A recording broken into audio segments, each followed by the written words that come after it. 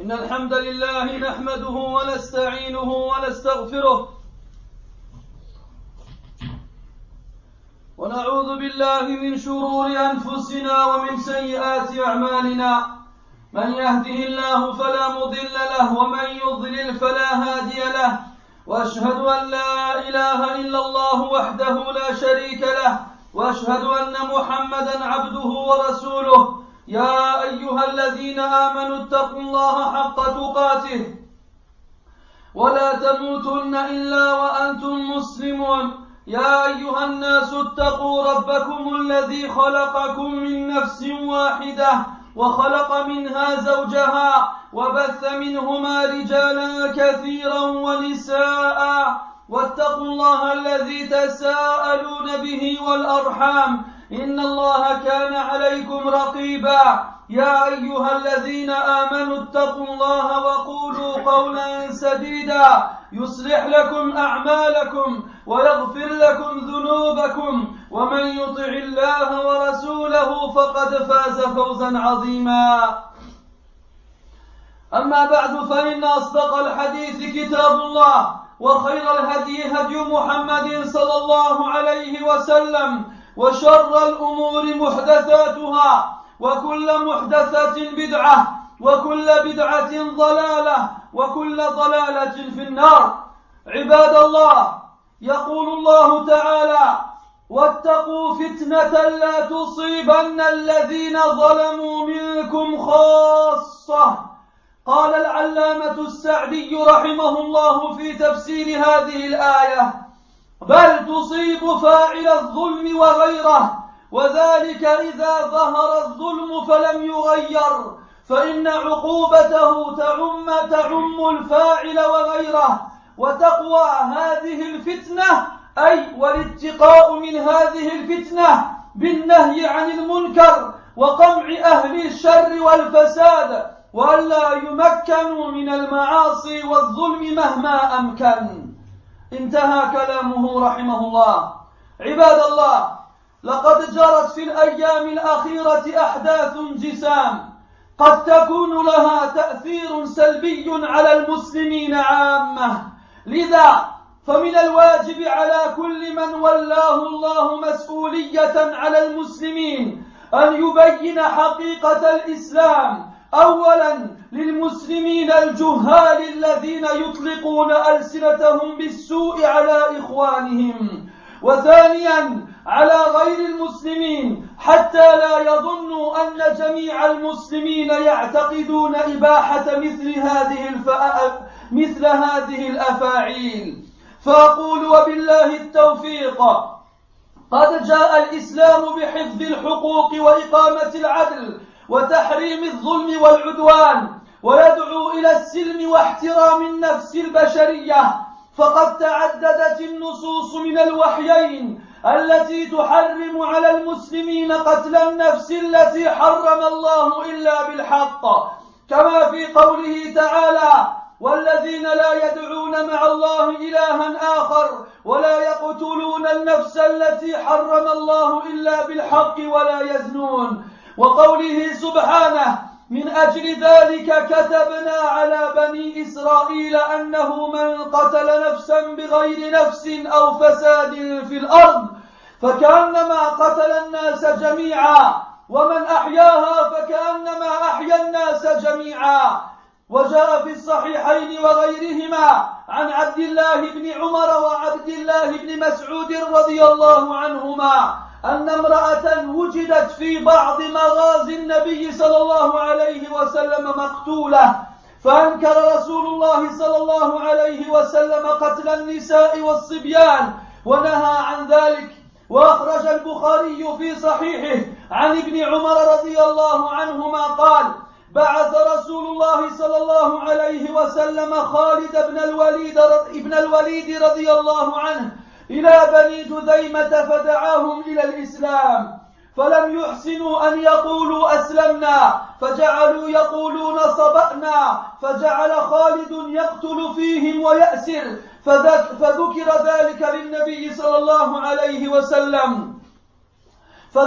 ذلك للنبي صلى الله عليه وسلم فرفع النبي صلى الله عليه وسلم يده فقال: اللهم إني أبرأ إليك مما صنع خالد، اللهم إني أبرأ إليك مما صنع خالد. هذا وهو خالد سيف من سيوف الله، ووقع منه ذلك خطأ لا عمدا، ومع ذلك تبرأ النبي صلى الله عليه وسلم من فعله. فكيف بأناس حدثاء الأسنان سفهاء الأحلام لا يعرفون ولا يتقنون شيئا من الأساسيات الدينية التي لا يجوز لمسلم أن يجهلها، فضلا عن عظام المسائل التي تتعلق بالموت والحياة. فنقول: اللهم إنا نبرأ إليك مما فعل هؤلاء المفسدون، اللهم إنا نبرأ إليك من أفعالهم وأفكارهم وأهوائهم. نعم عباد الله، ليس لهؤلاء عقل حتى يكون لهم علم. ألم يفكروا في عواقب الأمور؟ بل قبل كل شيء أين وجدوا في شريعة الله سبحانه ما يبرر مثل هذا؟ لو كان لديهم أدنى فقه ومعرفة لعلموا أن فعلهم هذا ليس من الدين في شيء، ولعلموا أن ديننا الحنيف مبني على أصول وقواعد كثيرة يحتاج طالب العلم إلى سنوات لدراستها وفهمها وكيفية تطبيقها. فكيف بمن لا يحسن قراءة العربية والنطق بها؟ ما بال هؤلاء بما جاء في صحيح البخاري عن جابر بن عبد الله رضي الله عنهما قال: كنا في غزاة، قال سفيان كنا في غزاة مرة في جيش، فكسع رجل من المهاجرين رجلا من الأنصار، فقال الأنصاري: يا للأنصار، وقال المهاجري: يا للمهاجرين. فسمع ذلك رسول الله صلى الله عليه وسلم فقال: ما بال دعوى جاهلية؟ قالوا: يا رسول الله، كسع رجل من المهاجرين رجلا من الأنصار. فقال صلى الله عليه وسلم: دعوها فإنها منتنة. فسمع بذلك عبد الله بن أبي فقال: فعلوها، أما والله لئن رجعنا إلى المدينة ليخرجن الأعز منها الأذل. فبلغ ذلك النبي صلى الله عليه وسلم، فقام عمر رضي الله عنه فقال: يا رسول الله، دعني أضرب عنق هذا المنافق. فقال النبي صلى الله عليه وسلم: دعه، لا يتحدث الناس أن محمدا يقتل أصحابه. فيا أيها الأغبياء، ماذا تقولون في هذا؟ رأس المنافقين الذي لا يختلف في كفره اثنان من أولي النهى.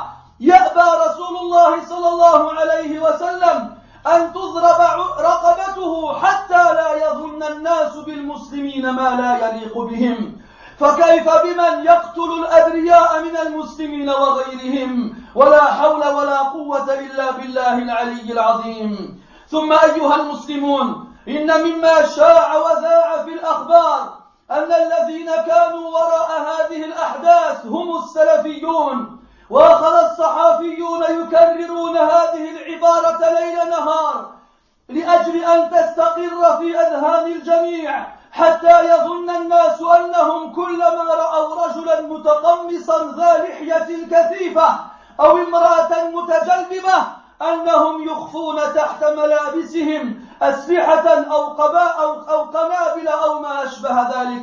فأقول: نحن السلفيون براء مما نرمى به، ونحن أول من يحذر الناس من هذه الأشياء.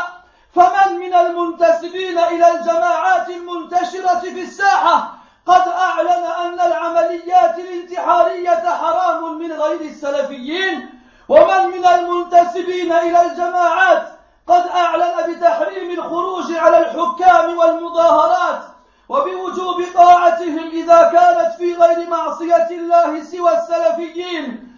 ومن من المنتسبين إلى الجماعات قد أعلن أن الجهاد لا يجوز بغير أمر أمير المسلمين، وأنه لا يجوز لأي أحد من الناس أن يحكم أن هناك جهادا من عند نفسه بدون أن يستشير العلماء عدا السلفيين. بل أعجب من ذلك كله أيها الإخوة، لما أعلن السلفيون بهذه الأمور أخذ الكثير من المسلمين يردون عليهم ويرمونهم بالمعاملة مع الحكومة وبخيانة المسلمين.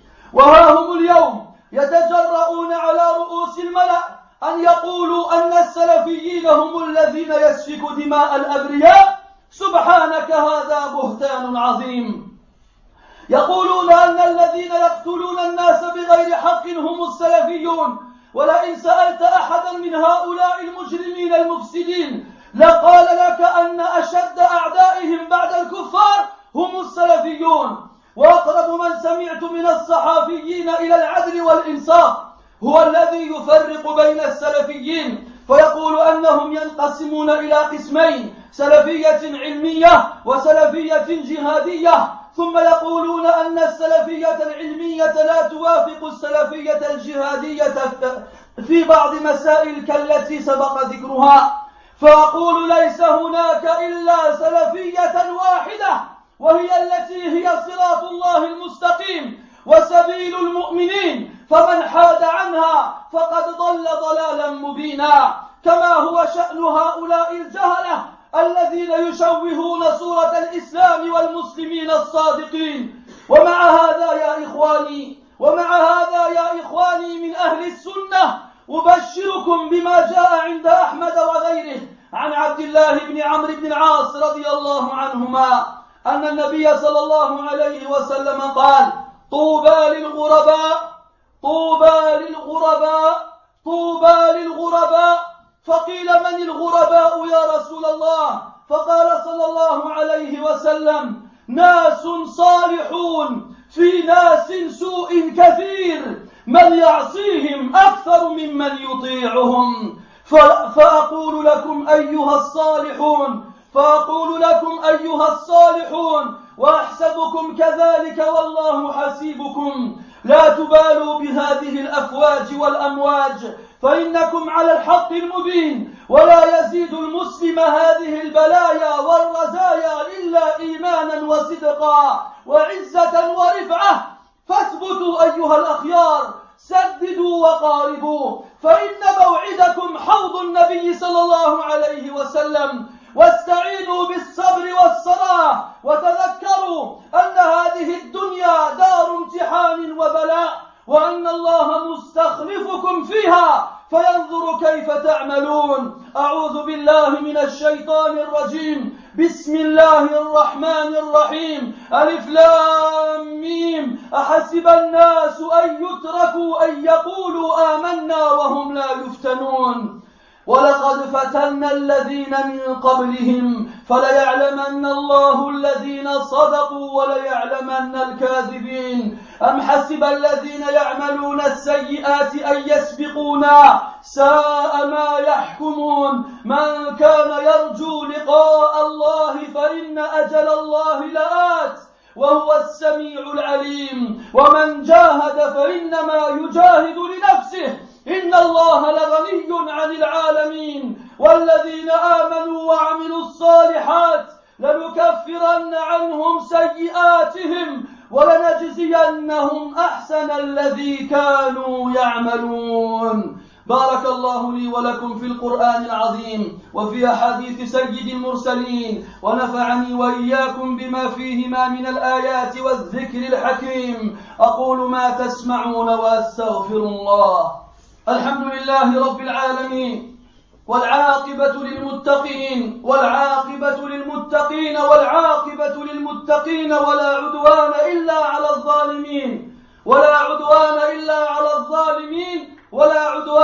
على الظالمين وأشهد أن لا إله إلا الله وحده لا شريك له ولي الصالحين، وأشهد أن محمدا عبده ورسوله صلى الله عليه وعلى آله وأصحابه أجمعين. وبعد.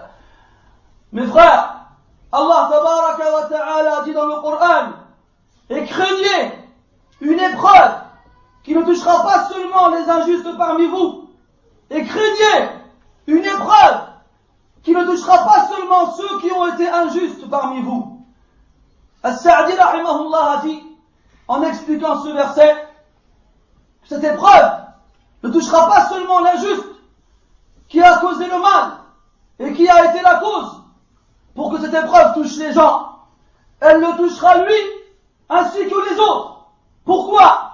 Parce que lorsque l'injustice est présente et visible et que personne ne fait quelque chose pour la changer, alors le châtiment touchera celui qui a fait l'injustice et les autres. Et le seul moyen de se préserver de cette épreuve est d'interdire le mal et de réprimander les gens qui sèment le trouble et le discorde, et de ne pas leur laisser de moyens d'accomplir le mal sous toutes ses formes, tant qu'on en est capable. Mes frères, personne ici n'ignore ce qu'il s'est passé comme événement particulier durant ces derniers jours. Des événements qui vont avoir des répercussions négatives sur les musulmans. C'est pour cela qu'il est obligatoire pour toute personne qui a une responsabilité sur les musulmans de mettre en évidence la réalité de l'islam, premièrement pour les musulmans ignorants qui lâchent leur langue et disent des absurdités sur leurs propres frères, et deuxièmement pour les non-musulmans afin qu'ils sachent et qu'ils ne croient pas que les musulmans tous ensemble croient que de tels actes sont tolérés dans notre religion. L'islam, cette religion, a apporté énormément de principes. Parmi eux, l'obligation de préserver les droits de tout le monde, l'obligation d'appliquer la justice, l'interdiction de laisser se répandre l'injustice et la transgression. L'islam appelle à la paix et au respect de l'âme humaine. Et il y a énormément de textes dans le Coran et la Sunna, la tradition prophétique, qui interdisent aux musulmans de tuer une âme qu'Allah Ta'ala a interdit. Allah dit dans le Coran, en parlant de ses serviteurs pieux, quant à ceux qui n'invoquent pas avec Allah d'autre divinité et qui ne tuent pas une âme qu'Allah a interdit, sauf si elle a commis un acte qui justifiera cette peine, et ne font pas la fornication. Et Allah Ta'ala dit dans le Coran, c'est pour cela que nous avons prescrit aux fils d'Israël que toute personne qui tue une âme injustement ou qui sème le trouble sur terre, c'est comme si elle avait tué l'humanité entière. Quant à celle qui l'a fait vivre, yani qui l'aide à survivre, c'est comme si elle avait fait survivre l'humanité entière. Il a été rapporté dans les recueils authentiques de tradition prophétique que le prophète sallallahu alayhi wa sallam, durant une expédition militaire, est passé près du cadavre d'une femme. Alors le prophète sallallahu alayhi wa sallam a reproché cela et a interdit par la suite aux musulmans de tuer les femmes et les enfants. Il a interdit aux musulmans de tuer les femmes et les enfants dans la guerre. Que dira alors en temps de paix? Et Ibn Umar radiallahu anhuma nous dit que le prophète sallallahu alayhi wa sallam a envoyé Khalid ibn al-Walid à une tribu qui se nomme Banu Judayma afin de les appeler à l'islam. Lorsqu'il leur a parlé, ils ne surent pas dire on se convertit à l'islam en disant aslamna, mais ils dirent saba'na. Et saba'a en arabe ça veut dire changer de religion. Au lieu de dire on rentre dans l'islam, ils ont dit d'accord, on change de religion. Khalid radiallahu anhu a pris cela comme étant un refus de rentrer dans l'islam. C'est alors qu'il s'est mis à tuer certains parmi eux et à emprisonner d'autres. Lorsque cette information arriva au prophète sallallahu alayhi wa sallam, il leva sa main et dit Ya Allah, je me désavoue auprès de toi de ce qu'a accompli Khalid. Et il l'a répété 2 fois. Pourtant Khalid ibn Walid radiallahu anhu est un grand compagnon, une des épées d'Allah subhanahu wa ta'ala. Et s'il a accompli cela, c'est par une erreur de sa part et non volontairement.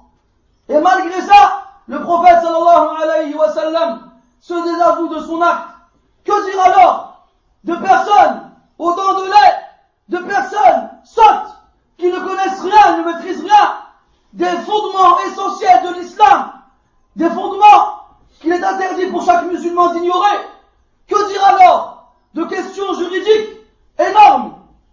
des rapports directs avec la vie et la mort d'autrui. Nous disons à notre tour, Ya Allah, nous nous désavouons de ce qu'accomplissent ces criminels. Nous nous désavouons de leurs actions, de leurs pensées et de leurs passions. Oui, mes frères, ces personnes-là n'ont pas de raison, avant que l'on puisse dire qu'ils aient de la science. Ont-ils seulement réfléchi aux conséquences de leurs actes? Et avant tout ça, où est-ce qu'ils ont trouvé dans la loi d'Allah subhanahu wa ta'ala ce qui leur permet d'agir de la sorte?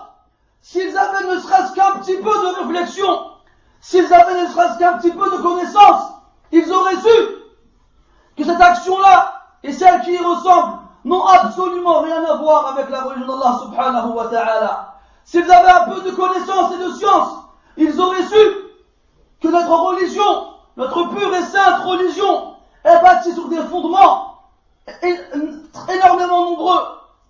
Des fondements que l'étudiant va nécessiter énormément de temps pour pouvoir les étudier, les comprendre et savoir comment les appliquer. Que dire alors d'une personne qui est incapable de lire l'arabe correctement ou encore de le parler? Est-ce que ces gens-là savent-ils qu'il a été rapporté dans Sahih al-Bukhari d'après Jabir ibn Abdillah radiyallahu anhu que le prophète sallallahu alayhi wa sallam ainsi que ses compagnons étaient en expédition. Alors, un homme parmi les muhajirin, donc les Mécois, a mis une fessée à un homme des Ansar, parmi les Médinois. Alors, le Médinois se met à appeler « Oh, les Médinois, venez à mon secours !» Et le muhajir en fit de même, et cria à son tour « Oh, les émigrés, venez à mon secours !» Lorsque le prophète sallallahu alayhi wa sallam entendit cela, il dit « Qu'est-ce que les prétentions de l'époque anti-islamique font parmi vous ?» Il leur a reproché de dire cela. Alors il lui répondit « Ya Rasulallah, un homme parmi les émigrés de la Mecque a mis une fessée à un homme des Médinois. » Alors le prophète sallallahu alayhi wa sallam a dit « Délaissez tout cela, ce n'est qu'une immondice. » C'est-à-dire le fait de revenir au fanatisme tribal, de revenir au fanatisme, au nationalisme, c'est une chose immonde et impure qu'il faut délaisser. Abdullah ibn Ubay, qui était le chef des hypocrites à Médine, lorsqu'il entendit ce qui s'est passé parmi les compagnons de Médine et de Mecca, il a dit, ils ont osé faire cela, par Allah, lorsque nous retournerons à Médine, alors les plus fiers en feront sortir les plus vils. Il visait à travers ses paroles, lui et son groupe, comme étant les plus fiers, et le prophète et les compagnons comme étant les plus vils. Lorsque cette parole parvint au prophète sallallahu alayhi wa sallam, Omar radiallahu anhu se leva et dit au prophète sallallahu alayhi wa sallam, laisse-moi décapiter cet hypocrite. Le prophète alors a répondu sallallahu alayhi wa sallam, non, laisse-le, que les gens n'aillent pas dire par la suite que Mohammed tue ses propres compagnons. Que les gens n'aillent pas dire par la suite que Mohammed tue ses propres compagnons. Alors, ô vous, qui êtes dépourvus de toute raison, de toute intelligence, ô vous qui êtes sourds et stupides, que dites-vous de cela? Le chef des hypocrites, une personne sur laquelle deux personnes intelligentes ne divergent pas sur sa mécréance, le prophète sallallahu alayhi wa sallam refuse de le tuer afin que les gens ne croient pas des musulmans ce qui ne leur correspond pas. Que doit-on dire alors d'une personne qui tue des gens innocents parmi les musulmans et les non-musulmans, des femmes et des enfants qui n'ont absolument rien à voir dans le quelconque conflit derrière lequel vous pouvez vous cacher? Wala hawla wala quwwata illa billah. Ensuite mes frères, dernièrement dans les informations et sur toutes les chaînes de télé, on entend que les personnes qui sont derrière ces attentats, qui sont derrière ces meurtres, sont les salafistes, comme ils le disent. Les salafistes. Alors on entend les journalistes répéter ce mot à longueur de journée. Jour et nuit, ils disent que ce sont les salafistes fondamentalistes qui sont derrière tous ces événements.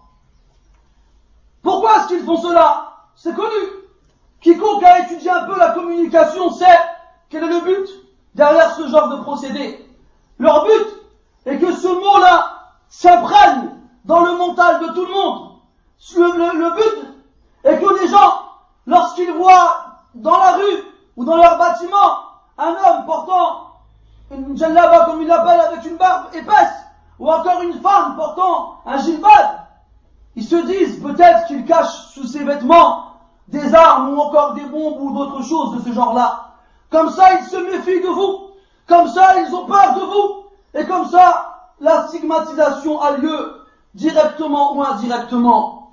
Alors nous leur répondons, nous, les salafis, nous sommes innocents de tout ce que vous nous accusez. Nous sommes les premiers à avoir mis en garde les gens contre ces choses-là. Qui parmi les musulmans qui s'affilient à un quelconque groupe que l'on connaît aujourd'hui en France ou ailleurs a dit auparavant que les opérations suicides sont interdites dans l'islam, si ce n'est les salafis? Qui parmi les musulmans qui s'affilient à différents groupes ont dit clairement et devant tout le monde qu'il était interdit de se rebeller contre les gouverneurs ou encore de faire des manifestations et qu'il était obligatoire de leur obéir tant qu'il n'y avait pas en cela une désobéissance envers Allah, si ce n'est les salafis? Qui parmi les musulmans qui s'affilient à différents groupes a dit clairement et a proclamé devant tout le monde que le djihad n'était pas toléré sans l'ordre du gouverneur des musulmans et qu'il n'était pas permis à quiconque de juger de lui-même que le djihad était présent ici ou là sans en référer aux autorités religieuses, si ce n'est les salafis? Pire que ça encore, mes frères, car nous, lorsqu'on disait cela, eh bien ces mêmes personnes qui aujourd'hui nous accusent, nous accusaient avant d'être des traîtres et de travailler pour le gouvernement. Ils nous disaient, vous n'aimez pas les musulmans. Ils nous disaient, vous ne voulez pas faire le djihad. Ils nous disaient, vous travaillez avec l'État. Et maintenant, ils osent dire que ce sont nous qui appelons les gens à tuer injustement et à faire le djihad n'importe comment. Subhanaka hada buhtanun azim. Subhanaka hada buhtanun azim. Comment est-ce qu'ils osent se montrer à la télé en prétendant représenter les musulmans et en disant que les personnes qui sont derrière cela sont les salafis, sont les fondamentalistes, je ne sais quoi d'autre encore. J'en ai entendu un dire à la télé, les salafistes, fondamentalistes, comment on dit encore, islamistes, caïdistes, appelez-les comme vous le voulez. Appelez-les comme vous le voulez, c'est lui qui dit ça, au nom des musulmans soi-disant. Pourquoi les chrétiens, lorsqu'ils parlent des gens qui pratiquent le christianisme plus que eux, ils les appellent orthodoxes? Appelez-nous orthodoxes. C'est un mot qui est connu et qui est répandu et qui est réputé pour ne pas colporter une quelconque connotation négative. Non, eux ils ont le droit d'être orthodoxes. Mais les musulmans qui ont une barbe ou bien qui se départagent des autres, eux c'est des fondamentalistes, salafistes et je ne sais quoi d'autre encore. Subhanallah. Ils disent sans aucune honte que ceux qui tuent les gens injustement sont les salafis. Alors que si tu demandes à ces criminels qui tuent n'importe qui, n'importe comment, demande-leur qui est ton pire ennemi après les mécréants. Il te dira sans aucune hésitation que ce sont les salafis. Wallahi que ces gens-là nous détestent. Wallahi que ces personnes qui prônent le djihad n'importe comment et n'importe où, ces personnes qui tuent les gens n'importe comment et n'importe où, qui tuent aveuglément des enfants, des femmes, des personnes innocentes qui n'ont rien à voir dans les conflits de pays qui sont loin de nous, lorsque tu leur demandes qui tu détestes le plus parmi les gens après les musulmans, après les mécréants, ils te disent sans aucune hésitation que ce sont les salafis. Wallah, ils nous détestent. Wallah, ils nous détestent. Et Wallah, ils nous détestent. Et que maintenant, ils osent dire à la télé que ces personnes-là sont des salafis. Wallah, shay'un ajib hada. J'ai entendu un journaliste dire, j'estime que celui qui était le plus juste, malgré le fait qu'il ait dit n'importe quoi. Il a dit en fait, les salafis se divisent en deux catégories. Il y a la salafiyya ilmiya, celle qui étudie, et la salafiyya jihadiyya, celle qui combat.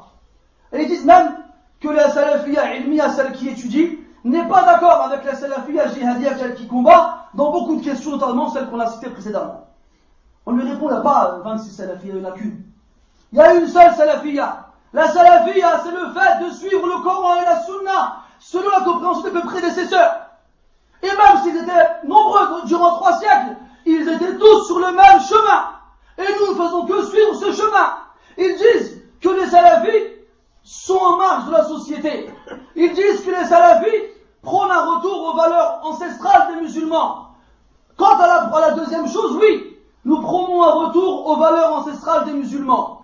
Quant au fait de dire qu'on est en marge de la société, wallahi c'est faux. Et wallahi c'est faux. D'ailleurs, des exemples tout bêtes le prouvent. lorsque l'électricité a commencé à se démocratiser, à en pénétrer dans les pays des musulmans, dans certaines villes, ils ont commencé à installer des baffes et des micros dans les mosquées.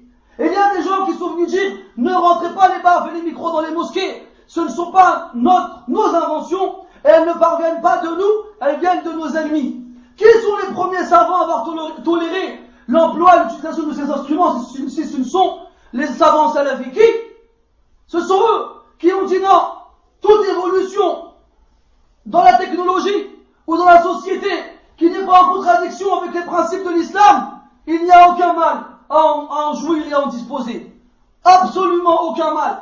Et d'ailleurs, revenez à l'histoire et cherchez dans l'histoire de l'humanité dans quelle période les juifs, les chrétiens et les musulmans ont réussi à vivre en paix et en harmonie, si ce n'est les quelques siècles durant lesquels les musulmans étaient à la tête de l'Andalousie.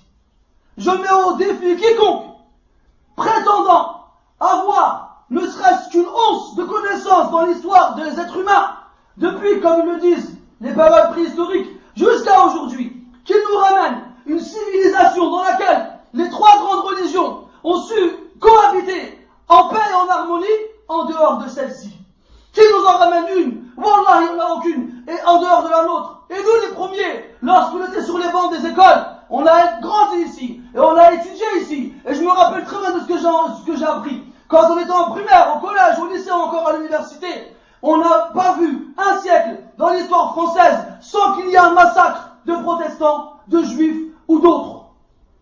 Cherchez-moi un siècle dans l'histoire française où il n'y a pas eu un massacre ethnique. Je vous mets au défi de me ramener un. La Saint-Barthélemy, l'expulsion des juifs de la France, ou encore de l'Espagne, lorsque ils ont chassé les musulmans, et pas loin encore, la coopération française avec l'Allemagne pendant la Seconde Guerre mondiale. C'est pas des choses que j'ai inventées moi.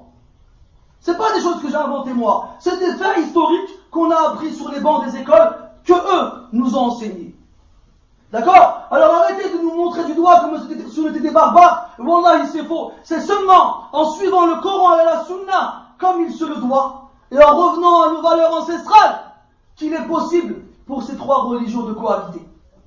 Et on l'a prouvé, nous, dans le temps. Prouvez-le, vous, à votre tour. Prouvez-le, vous, à votre tour. Vous qui prônez aujourd'hui, soi-disant, comme quoi vous avez atteint les plus hautes valeurs humaines, comme quoi vous avez évolué, comme quoi vous êtes contre toute source ou toute forme d'injustice. Prouvez-le, vous, de rester un siècle sans faire la guerre à des gens parce qu'ils ne sont pas d'accord avec vous sur vos principes religieux ou bien sur vos principes politiques. Prouvez-le. Nous, on l'a prouvé. Nous, on l'a prouvé. Et c'est quand vous nous avez chassés de l'Espagne que vous êtes retombés dans le gouffre. Que vous êtes retombés dans le gouffre et vous payez malheureusement les pots cassés aujourd'hui à travers votre façon de voir les choses qui est tout sauf juste. Donc, les salafis, je le dis, je le répète et je le maintiens, n'ont absolument rien à voir avec ça. Et je vous enjoins, mes frères, et je vous encourage à répandre cela et à dire autour de vous que les salafis n'ont rien à voir avec ça. Et que les premiers qui ont interdit de faire ces choses-là, ce sont nous. Et que lorsque nous, on interdit ces choses-là, eh ben les autres nous montrent du doigt en nous disant, vous êtes des traîtres, vous êtes des traîtres, vous êtes des traîtres. Et maintenant, ces mêmes personnes, elles osent se montrer à la télé comme ça avec leur tête, et à dire quoi? C'est les salafis qui ont fait ça. Wa subhanallahi, wa bihamdihi, wallahu musta'an. Donc je vous dis mes frères, malgré tout ça, je vous annonce la bonne nouvelle. Cette bonne nouvelle qui a été annoncée par le prophète sallallahu alayhi wa sallam, il y a de cela plus de 1400 ans. Il a dit, Touba lil ghuraba. Touba est soit le nom d'un arbre au paradis, ou soit, ça veut dire que le bonheur est annoncé pour les étrangers. Et il l'a répété 3 fois de suite. Que le bonheur soit pour les étrangers, que le bonheur soit pour les étrangers. On lui dit alors, ô messager d'Allah, qui sont les étrangers? Il a répondu, des gens vertueux, au milieu de gens mauvais, énormément nombreux. Des gens vertueux, au milieu de gens mauvais, énormément nombreux. Ceux qui leur obéissent, ceux qui leur désobéissent, sont plus nombreux que ceux qui leur obéissent. Ceux qui leur désobéissent sont plus nombreux que ceux qui leur obéissent. Et moi je vous dis, ô mes frères vertueux, c'est ainsi que je vous considère, et Allah sait mieux ce que vous êtes. ne soyez pas inquiets, ne soyez pas tristes, ne prêtez pas attention à ces vagues d'épreuves qui se déferlent sur nous.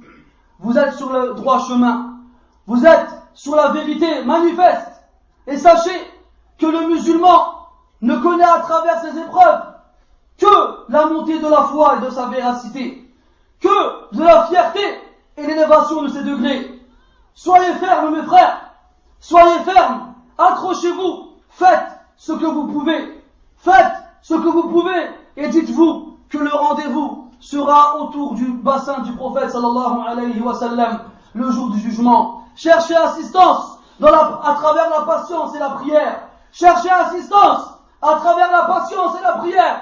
Et souvenez-vous mes frères que ce bas monde est une demeure dans laquelle on sera éprouvé et examiné. Et Allah tabaraka wa ta'ala nous y a installés afin de voir comment on agit. Et souvenez-vous ces versets où Allah ta'ala dit Alif Lam Mim. Les gens pensent-ils qu'on les laissera tranquilles seulement parce qu'ils ont dit nous croyons sans qu'on les éprouve? Et certes, nous avons éprouvé ceux qui les ont précédés. Allah alors saura qui sont les véridiques et il saura qui sont les menteurs. Est-ce que ceux qui accomplissent le mal croient-ils qu'ils nous échapperont? Qu'est-ce qu'ils ont mal pensé? Celui qui espère la rencontre d'Allah, qu'il sache que l'échéance fixée par Allah arrive et il est celui qui entend et qui sait. Quant à celui qui lutte, qu'il sache qu'il ne lutte que pour lui-même et qu'Allah Ta'ala n'a besoin de rien ni personne dans la création. Quant à ceux qui ont cru et ont fait des actions vertueuses, nous expirons leurs péchés et nous les récompenserons de la meilleure façon en fonction de ce qu'ils ont fait comme action. نسأل الله تبارك وتعالى بأسمائه الحسنى وصفاته العلى أن يوفقنا لاتباع سبيله وأن يوفقنا لمرضاته وما فيه محبته إنه ولي ذلك والقادر عليه. اللهم أعز الإسلام والمسلمين اللهم أعز الإسلام والمسلمين اللهم أعز الإسلام والمسلمين وأذل الشرك والمشركين وأذل الشرك والمشركين وأذل الشرك والمشركين اللهم خذ بأيدي إخواننا الضالين إلى الهدى والرشاد اللهم سدد عقلهم